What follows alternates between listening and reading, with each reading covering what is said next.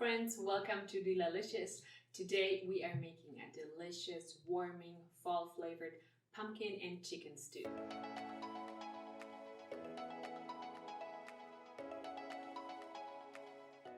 And we're going to make this awesome recipe in the Multo by CookingPal.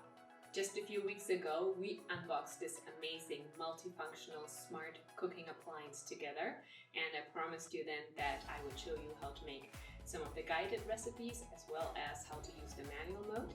Today is the day to make a guided recipe. All the information we need to make this recipe, the ingredients, the cooking steps, also how to turn on the Multo, is all in this hub, the tablet.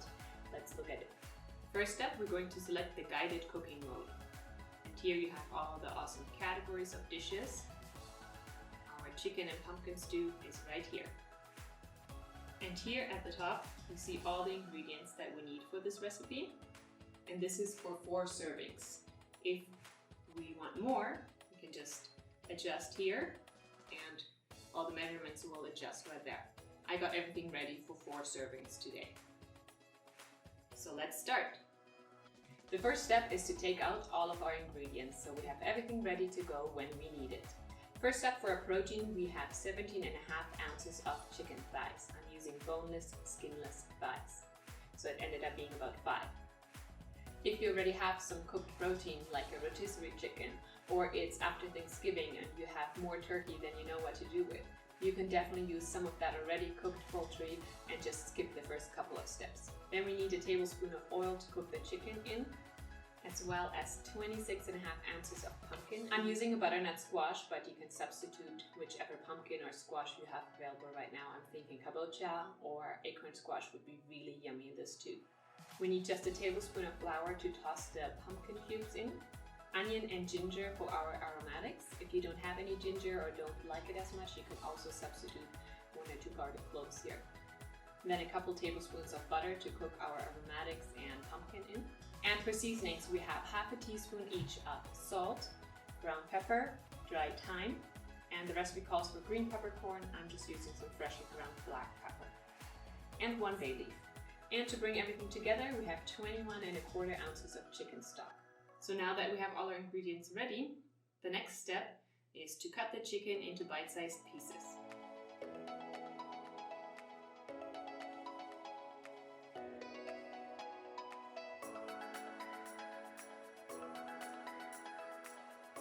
And now we're adding the chicken into the mixing bowl, as well as 1 tablespoon of oil. Now we close the lid and remove the measuring cup on top for the sauté function. To start cooking, we just press the start button. Now we can see it will sauté for 8 minutes at 120 degrees. While the chicken is sautéing, I can skip to the next step and start prepping the pumpkin. First, I'm going to cut off the ends.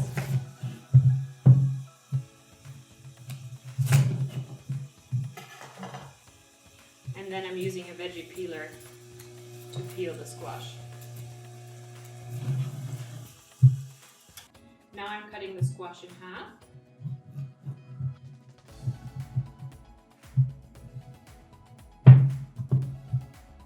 And I'm going to use a tablespoon to remove the seed part.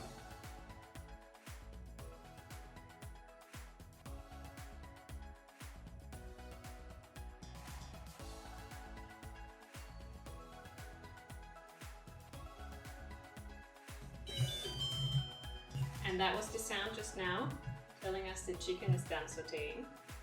We'll go back to that in just a moment. For now, we're going to cut the pumpkin into bite-sized pieces.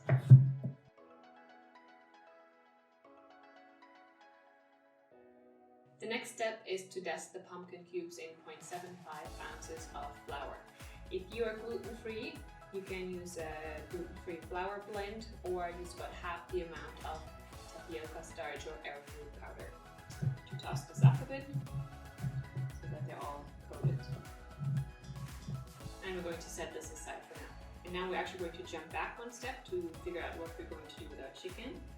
It says we need to reserve it for later. So let's see how it's doing in here.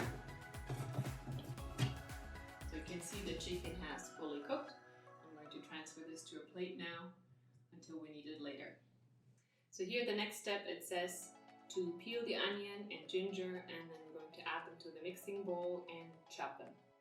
I already peeled my onion, but I'm going to cut it just into quarters to help with the chopping process, and cut off the ends too.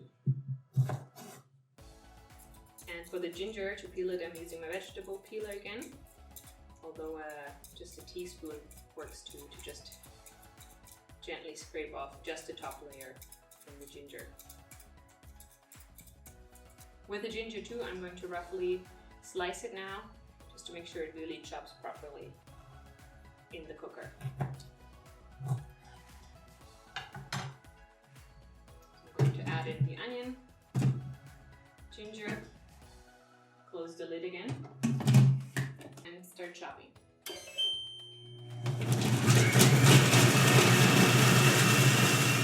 And this is what it looks like after chopping. Pretty good actually. It's just a couple bigger pieces, but I think that will just cook down in the next steps. That chopped onion is releasing all its juices and it's making me cry. Alright, now we're adding the pumpkin into the mixing bowl.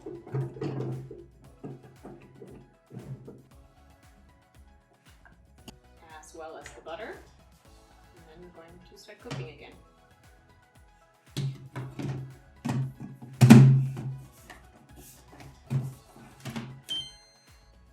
And this is going to cook for 10 minutes now at 120 degrees as well.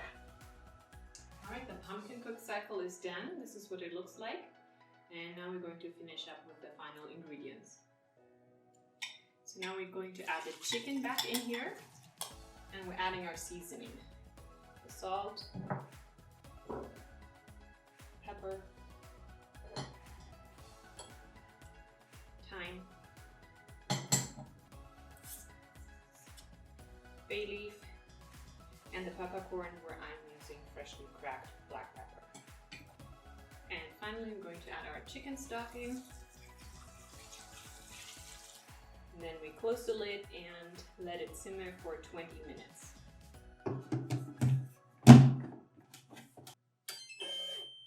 So I'm going to let it do its thing for 20 minutes and we'll come back and see if the soup is done or if we're going to adjust something.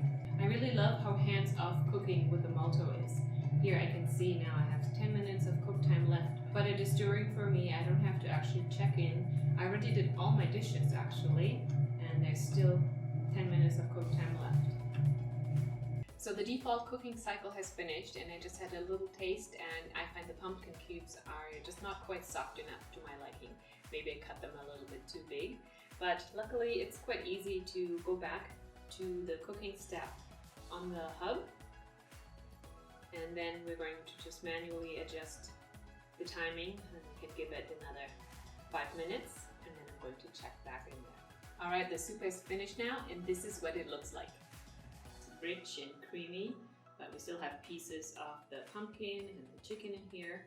So I'm going to remove the bay leaf now, and then taste it to adjust for seasoning.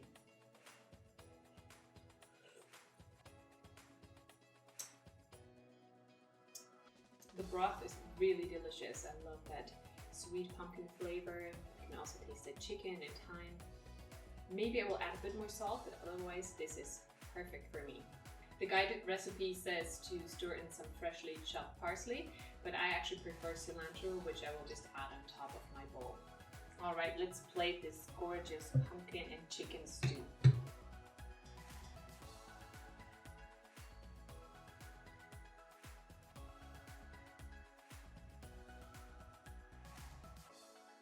And there we go, beautiful pumpkin and chicken stew.